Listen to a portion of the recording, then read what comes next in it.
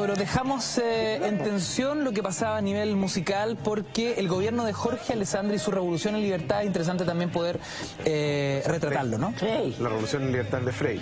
Perdón. Alessandri es como el gobierno de los gerentes. Jorge Alessandri desde 1958 a 1964.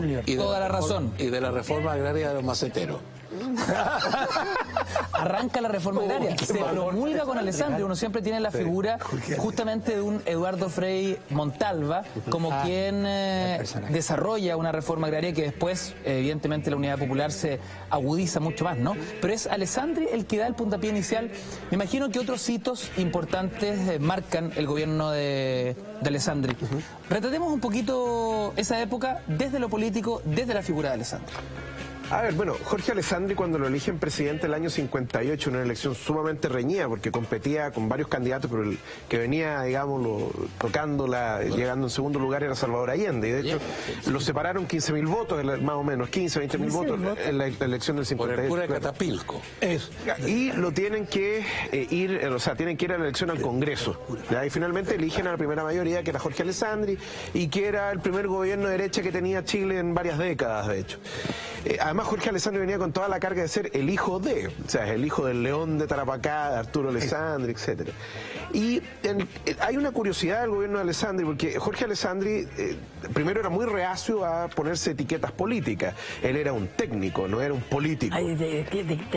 Perdón, ¿técnico de qué, por ejemplo? No, era técnico en el sentido de que él no era político, sino que era un técnico. Era ingeniero, había estudiado en la Universidad de Chile, etcétera, y había sido no sé cuánto tiempo gerente general de la papelera, de hecho, de la compañía manufacturera de papel y cartón. Entonces, era empresario. Claro, esos eran los créditos de Alessandri. Entonces, ¿cuál era la lógica? Si uno tomaba en consideración los gobiernos anteriores, el gobierno de Ibáñez, que había sido bastante magro en cifras económicas, lo mismo los gobiernos radicales, especialmente el de Gabriel González Videla, entonces venía aquí a él poner la casa en orden.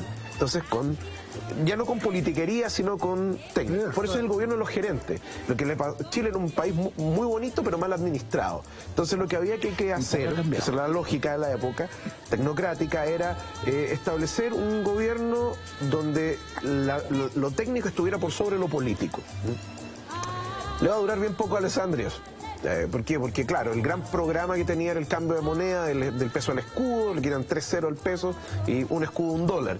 Pero el problema es que la economía no se sostiene, estalla nuevamente a partir del 61, la inflación, se devalúa el escudo, en fin.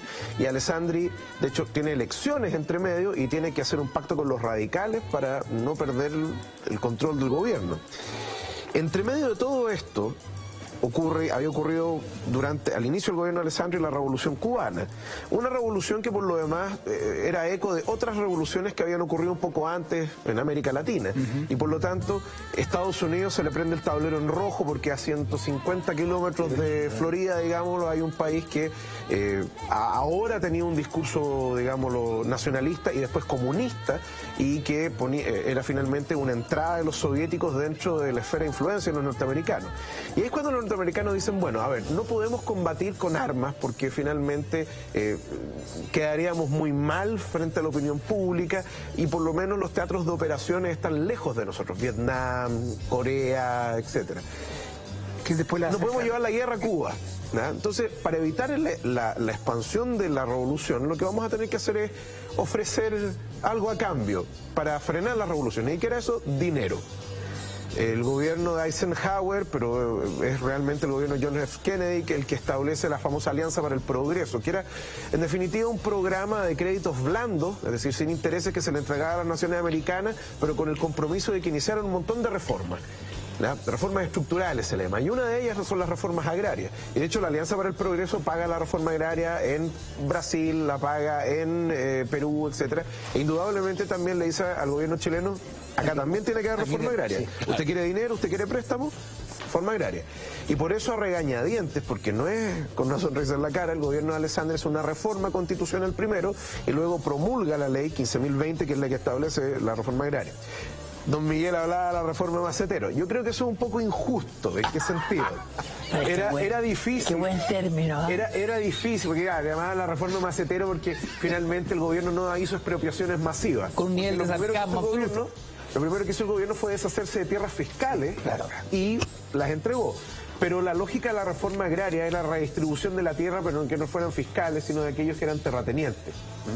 Entonces, realmente la reforma agraria en forma, en marcha, es la que tiene, la que se inicia con el gobierno Frey. Eduardo Frey. Claro.